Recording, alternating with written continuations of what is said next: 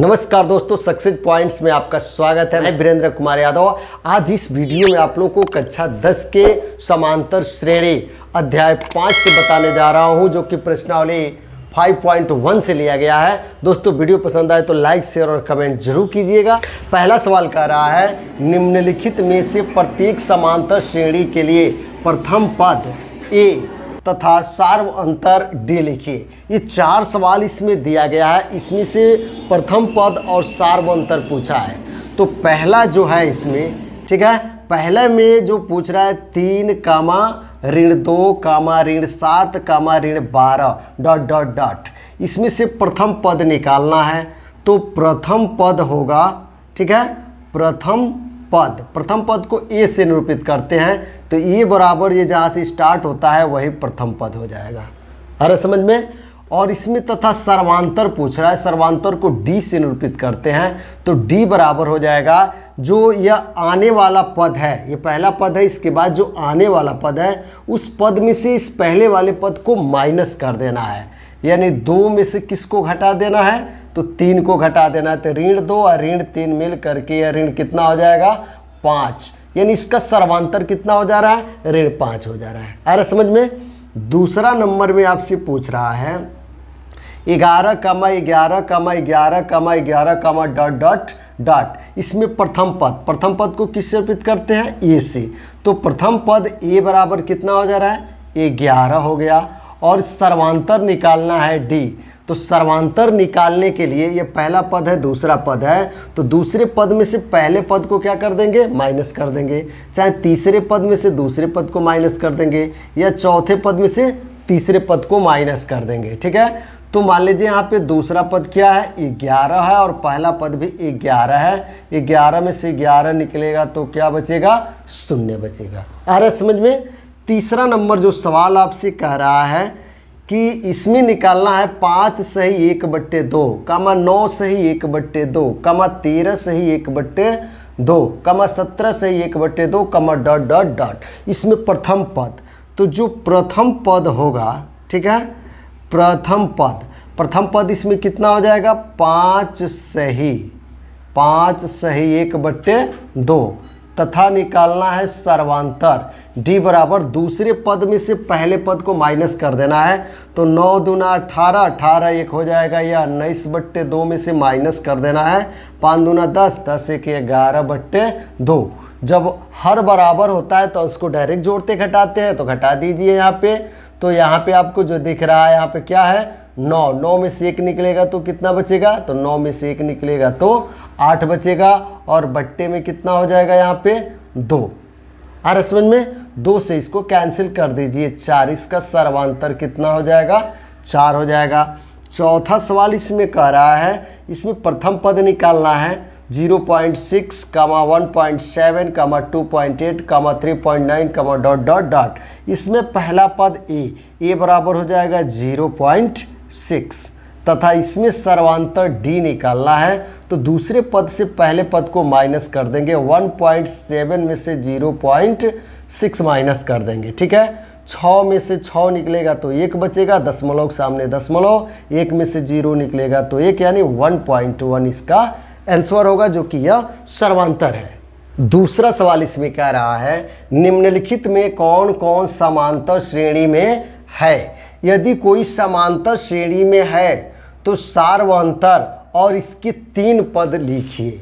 यानी इसका सार्वंतर पूछा है और जो यह पद लिख दिया है 1 2 3 4, इसके बाद 3 और पद लिखना है। 4 दे दिया है, 5 6 7, यानी 3 पद और लिखना है। बहुत ही आसान तरीका इसको हल करने के लिए। तो आइए देखते हैं यहाँ पे प्रथम पद, ठीक है। प्रथम पद ए बराबर कितना हो जाएगा, करणी में 3 हो गया, ठीक है। अब यहाँ पे सार्वंतर निकालेंगे। क्या निकालेंगे, सार्वंतर। तो यहाँ लिखेंगे सार्वंतर डी बराबर आने वाला जो इसके बाद दूसरा पद है, यानी करणी में 12 में से क्या घटा देना है, करणी में 3 को माइनस कर देना है। 12 को लिख सकते हैं 4 गुणे 3, और ये माइनस करणी में 3 रहेगा। 4 का वर्गमूल 2 हो गया, 4 3 12 हो जाएगा। करणी में यहाँ पे 3 बच गया और माइनस करणी में 3 हो गया। यानी 2 करणी 3 से यहाँ पे 1 छुपा है, ये करणी 3 घटेगा तो केवल एक ही करणी में 3 बचेगा। आ रहा समझ में? इसका सर्वांतर आ गया करणी में 3। अब इसका 3 और पद निकालना है। कितना पद निकालना है? 3 पद। ये पहला पद है, दूसरा पद है, तीसरा पद है और ये चौथा पद है। आ रहा समझ में? तो 5वां पद निकालना है। 5वां, 6वां और 7वां पद आपको निकालना है। आ रहा समझ में? तो देखिए 5वां पद इसका निकालेंगे। पहला पद है तो जब समांतर श्रेणी हम लोग लिखते हैं तो पहला पद ये होता है, दूसरा पद a प्लस डी होता है, तीसरा पद a प्लस 2d होता है, चौथा पद होता है a प्लस 3d, 5वां पद होता है a प्लस 4d, 6वां पद होता है a प्लस 5d, 7वां पद होता है a प्लस 6d। आ रहा समझ में? तो पहला पद हम लोगों को दिया है, दूसरा भी दिया है, तीसरा भी दिया है, चौथा भी दिया है, 5वां, 6वां, 7वां निकालना है। तो एक ही जगह पर आप क्या भर देंगे? प्रथम पद है करणी में 3 प्लस 4 और d के जगह पर क्या भर देंगे? सर्वांतर आया है या d का मान कितना? करणी में 3 कामा, फिर यहाँ पे a की जगह पे करणी में 3 धन 5 यहाँ हो गया करणी में 3, फिर a की जगह पे करणी में 3 प्लस 6 d की जगह पे हो गया करणी में 3। और पहले से दिया है, पहला पद कितना है? करणी में 3, दूसरा पद कितना दिया है? करणी में 12, तीसरा पद कितना दिया है? करणी में 27, चौथा पद कितना दिया है? करणी में 48। ठीक है। अब देखिए यह करणी में 3 दिया है, करणी में 12 दिया है, करणी में 27 दिया है, करणी में 48 दिया है। अब यहाँ पे ये 4 करणी में 3 है और यह 1 करणी में 3 है, तो 4 और 1 मिलकर कितना हो जाएगा? 5 करणी में 3। यहाँ 5 है, यहाँ पे 1 बार है, 5 1 मिलकर के 6 करणी में 3। यहाँ 6 करणी में 3 है, 1 करणी में 3 है, मिलकर कितना हो जाएगा?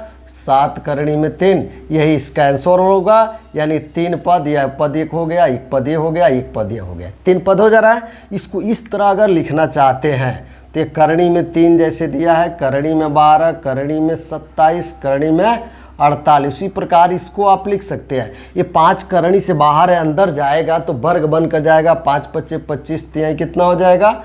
75। 6 ये जाएगा क्या क्या बन करके? वर्ग बन के, 6 छक्के 36, ये 6 क्या बनकर जाएगा? वर्ग में 3 का गुणा करेंगे, 3 छक्के 18 कर 8, 3 तरीके 9 और 9 1 10। करणी में या 7 का जाएगा अंदर वर्ग करके, तो 7 7 कितना होगा? 49 में 3 का गुणा करेंगे, 3 9 27 कर कितना हो जाएगा? 7 हो जाएगा। हासिल 2 3 चौको 12, 12 2 मिलकर कितना हो जाएगा? 14। यानी जो 3 पद होगा वह आने वाला वो करणी में 75, करणी में 108 और करणी में 147, यही इसका आंसर होगा। इसमें पूछ रहा है कि निम्नलिखित में कौन कौन समांतर श्रेणी में है। यदि कोई समांतर श्रेणी में है तो उसका सर्वांतर निकालना है और आने वाला 3 पद ज्ञात करना है। तो सबसे पहले हम इसका चेक करें यह समांतर श्रेणी में है या नहीं। तो प्रथम पद आपका क्या हो जाएगा? यहाँ पे ये है। फिलहाल उससे पहले आपको क्या निकालना पड़ेगा? सर्वांतर। सर्वांतर को किससे पद करते हैं? डी से। तो हम इसमें 2 ठो सर्वांतर निकालते हैं, इसको D1 मान लेते हैं। तो 0.33 से माइनस होगा 0.3। यहाँ पे क्या छुपा है? 0 छुपा हुआ है, घटा दीजिए। 3 में से 0 निकलेगा तो 3 बचेगा, 3 में से 3 निकलेगा तो 0 बचेगा, यानी 0.03। अब D2 निकाल दीजिए। यहाँ पे D2 बराबर 0.333। तीसरे पद में से दूसरे पद को माइनस कर दीजिए, ठीक है। 0.33।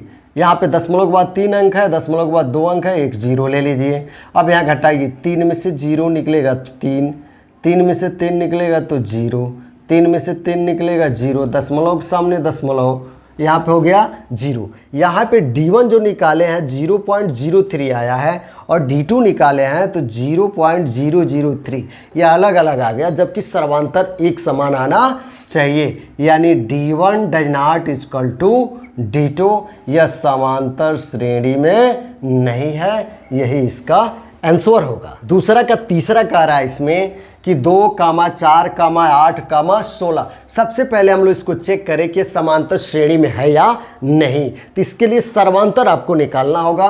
तो सर्वांतर निकालिए। हम पहले D1 निकालते हैं। D1 बराबर दूसरे पद में से पहला पद घटेगा, तो 4 में से 2 घटेगा तो कितना बचेगा?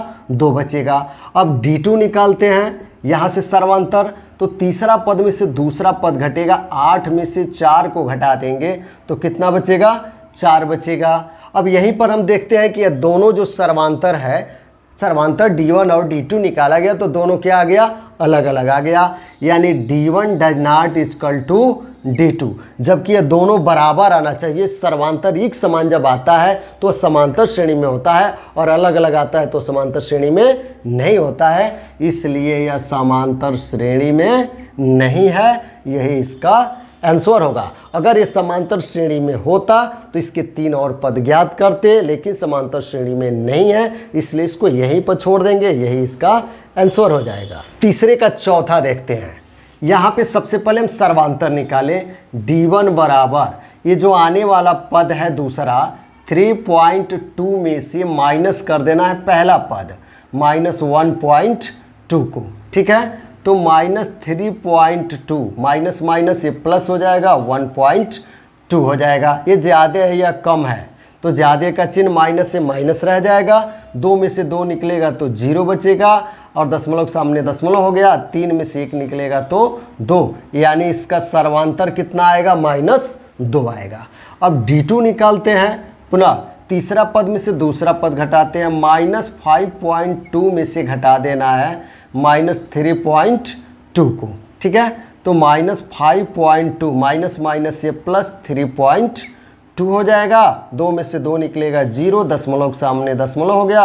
5 में से या 3 निकलेगा तो 2 बचेगा, और ये ज़्यादा है तो इसका चिन्ह माइनस है, इसलिए यहाँ पे माइनस लगा था। तो D1 बराबर क्या हो गया? D2 बराबर 2 लिख देंगे। अतः यह समांतर श्रेणी में है। ठीक है, यही इसका आंसर होगा।